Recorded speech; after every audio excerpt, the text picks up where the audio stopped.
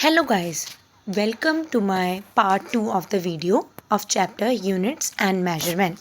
So इस chapter में जैसे कि हमने बात करी थी कि हम कंटिन्यू करेंगे dimensions and dimensional formulas. So सबसे पहले ऑलरेडी हमने पार्ट 1 में डिस्कस करा हुआ है कि dimensions होती क्या चीज़ है.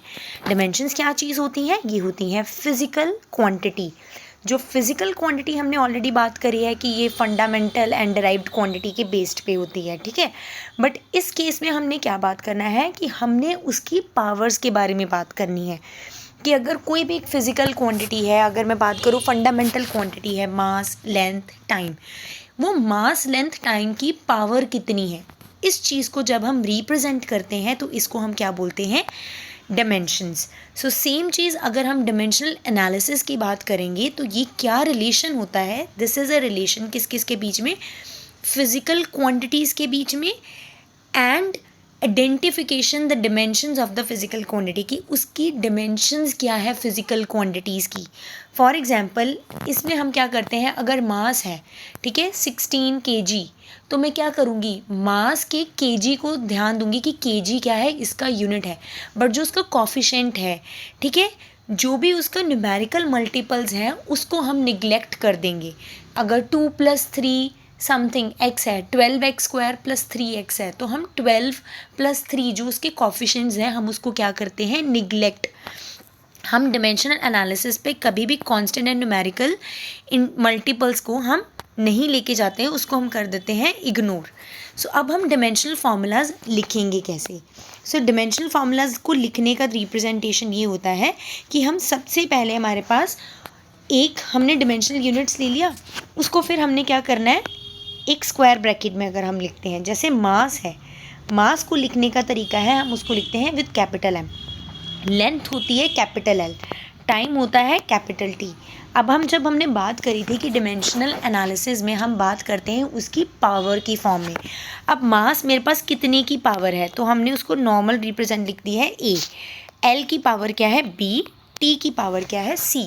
सो MLT ये मेरे पास क्या है, with the powers of ABC, इसको हम बोलते हैं डिमेंशनल फार्मूलाज, और ABC क्या होती हैं, इसकी डिमेंशंस, ठीक है.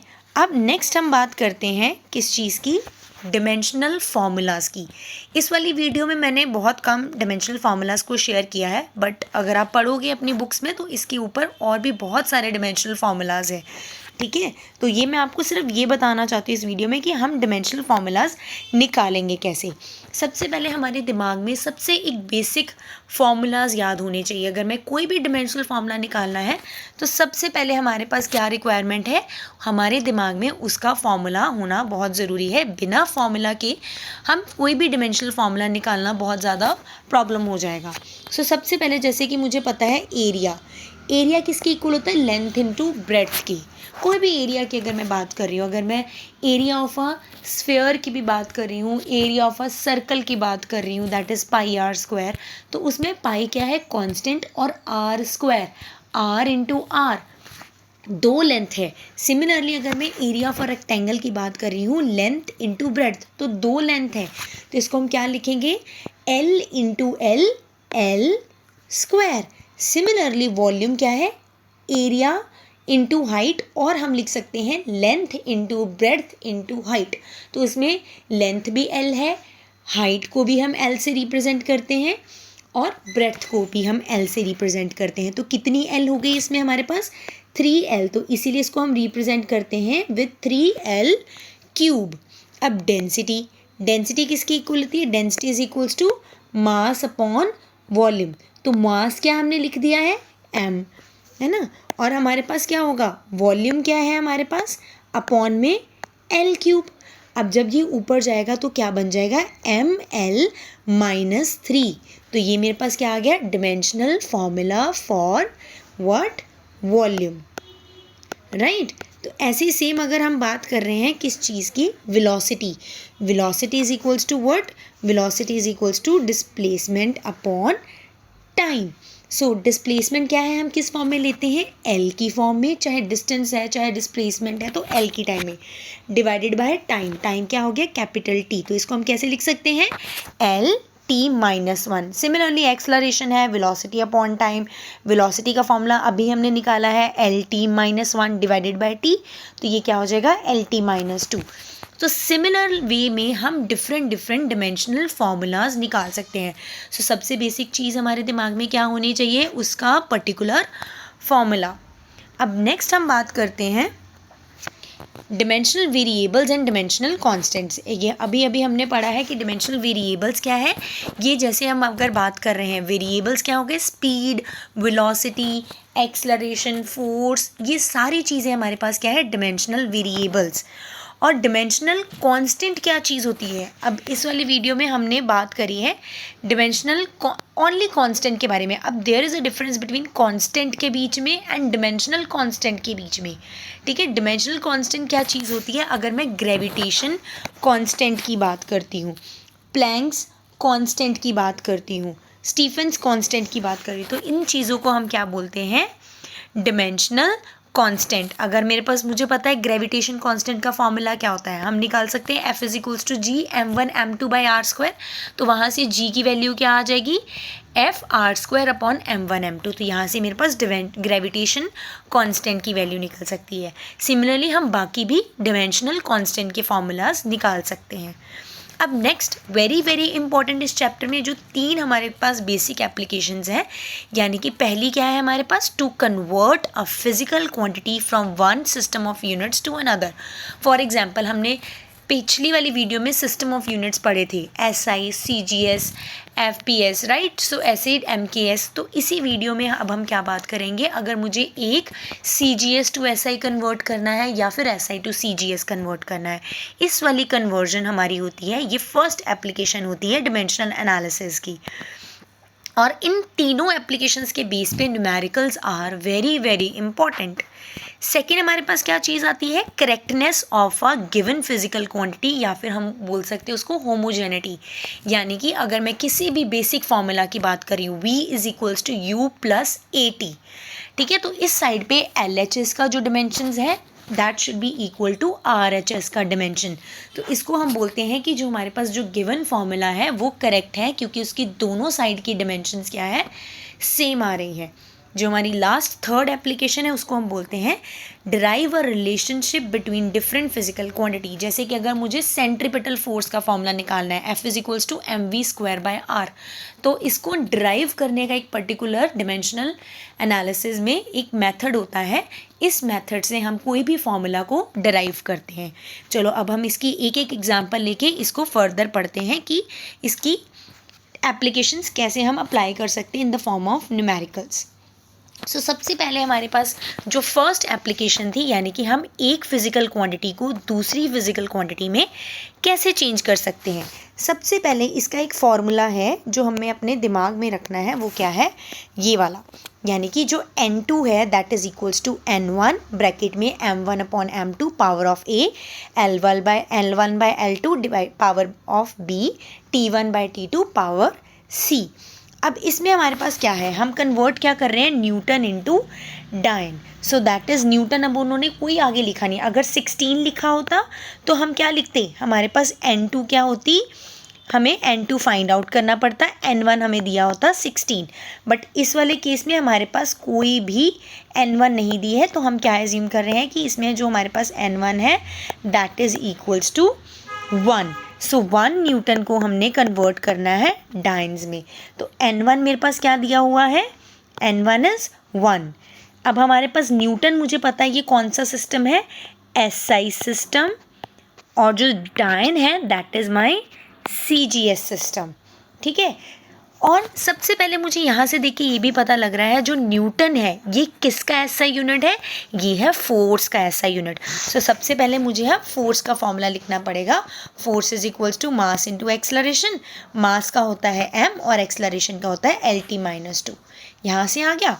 अब मेरे पास क्या है, SI है, तो SI में मतलब जो मुझे SI टू CGS करना है, इसमें जो m1 L1 T1 है ये होगी SI यूनिट्स की वैल्यू, M2 L2 T2 ये मेरे पास है CGS की वैल्यू। ठीक है, जो चीज़ हमें दी होगी, अगर मुझे SI दिया है तो मैं M1 L1 T1 उसको मानूंगी। अगर मुझे CGS को SI में कन्वर्ट करना होगा तो जो CGS के यूनिट्स होंगे M1 L1 T1 वो होंगे। ठीक है। अब SI में m1 क्या होगा, मास हम लेते हैं kg में, लेंथ हम लेते हैं मीटर में, टाइम हम लेते हैं सेकंड में। अब मुझे किस में कन्वर्ट करना है, वो CGS में, डिवाइड बाय m2 किस में हम लेते हैं, ग्राम में, लेंथ लेते हैं हम सेंटीमीटर में, टाइम लेते हैं हम सेकंड में। अब हम क्या करेंगे, किलोग्राम को ग्राम में डिवाइड मतलब कन्वर्ट किया, 1 kilogram is equals to 1000 kilogram, right. So इसमें क्या आ जाएगा हमारे पास, 1000 में क्या कर लेंगे, 10 to the power of 3 gram, 1 metre equals to 100 centimetre, right. And second to second ही रहा है क्योंकि इसमें यूनिट सेम है। अब ग्राम से ग्राम कट गया, सेंटीमीटर से सेंटीमीटर कट गया, सेकंड से सेकंड कट गया, 10 टू द पावर ऑफ 3 तो उसको एज इट इज़ लिखा, multiply by 10 to the power of 2। अब 1 की पावर -2 है, 1 की पावर जितनी मर्जी रहे वो 1 ही रहेगा। सो कंबाइन करके मेरे पास कितना आ गया, 10 to the power of 5। So 1 newton को हमने कन्वर्ट कर दिया है डाइन में, कितनी में, 10 to the power of 5 dyne. So ये हमारा हो गया फर्स्ट एप्लीकेशन, राइट। ऐसी अगर हम बात करते हैं अब सेकेंड एप्लीकेशन की, यानी कि correctness of a given physical quantity, ये हम कैसे करेंगे। अगर मुझे ये फर्स्ट मेरे पास क्या है, फॉर्मूला दे रखा है, कौन सा फॉर्मूला दिया हुआ है, ये मुझे गिवन है, उन्होंने बोला है ये होमोजीनियस इक्वेशन, इसकी हमें चेक करनी है कि इसकी होमोजेनिक उसमें तो दिया हुआ है कि ये होमोजीनियस इक्वेशन है। कई बार आपको दिया होगा कि चेक द करेक्टनेस या फिर check the homogeneity of the given equation, तब हम कैसे करेंगे। डी मेरे पास क्या है, length, D not B length, velocity, velocity is equals to length और डिस्प्लेसमेंट अपॉन टाइम। तो वेलोसिटी की जगह हमने क्या लिख दिया, L/T, टी क्या रिप्रेजेंट कर रहा है, कैपिटल T। हाफ को मैंने क्या बोला था, इस चीज़ में हम कोफिशिएंट्स को करते हैं ignore. So acceleration LT-2, already हमने इसका डिमेंशनल फॉर्मूला निकाला है, T का क्या हो गया, T²। अब मेरे पास LHS तो L है, अब मुझे ऐसे देखना है कि मेरे पास RHS वाली साइड पे भी L आए।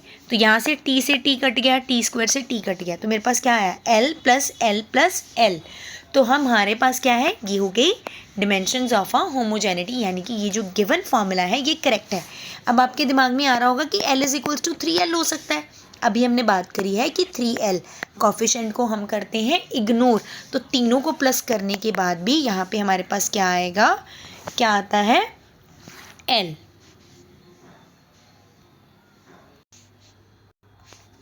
अब नेक्स्ट हमारे पास लास्ट टाइप रह गई है कि हमने कैसे डिराइव करना है कोई भी फिजिकल क्वांटिटी को। तो हम कैसे करेंगे, अब हमारे पास कोई भी एक इक्वेशन दे रखी होगी, हमें उससे एक फॉर्मूला डिराइव करना है।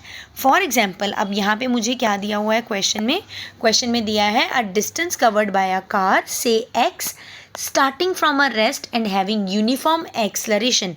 अब क्या दिया हुआ है, डिस्टेंस दिया है, तो सबसे मैंने यहाँ पे इक्वेशन में क्या लिख लिया है, x स्टार्टिंग फ्रॉम रेस्ट। बाकी चीज़ें जो गिवन होंगी ये तो मुझे दे दिया है कि हमने क्या करना है, x की फॉर्म में कोई भी फॉर्मूला निकालना है, हैविंग यूनिफॉर्म एक्सेलरेशन। तो सबसे पहले हमारे पास क्या आ गया है, एक्सेलरेशन को मान लिया है depends on the time and acceleration. तो किस किस पे डिपेंड कर रही है, डिस्टेंस डिपेंड कर रहा है ऑन टाइम एंड एक्सेलरेशन। तो x किस किस के प्रोपोर्शनल होगी, t to the power m, a to the power n। आप कुछ भी पावर कुछ भी ले सकते हो, RT की फॉर्म में, जिस मर्जी फॉर्म में लिख लो। हमारे पास अब सिर्फ ये जो x है ये दो डिमेंशंस के ऊपर डिपेंड कर रहा है, टाइम एंड एक्सेलरेशन। अब हम नेक्स्ट स्टेप हमारे पास क्या होगा, हम इसकी डिमेंशनल फार्मूलाज पुट कर देंगे, x की जगह लेंथ, टाइम की जगह कैपिटल T, एक्सेलरेशन की जगह LT-2।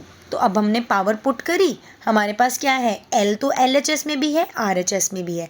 तो जब हम कंपैरिजन करेंगे तो L की पावर n है RHS में और L की पावर 1 है LHS में। तो यहाँ से मुझे डायरेक्टली पता लग रहा है कि जो n है दैट इज इक्वल्स टू 1। अब ये जो 1 है, अब दूसरी साइड पे तो t है नहीं, तो हम जब कंपैरिजन करेंगे तो क्या लिखेंगे, m-2n, क्योंकि दूसरी साइड पे t नहीं है तो that will be equals to 0।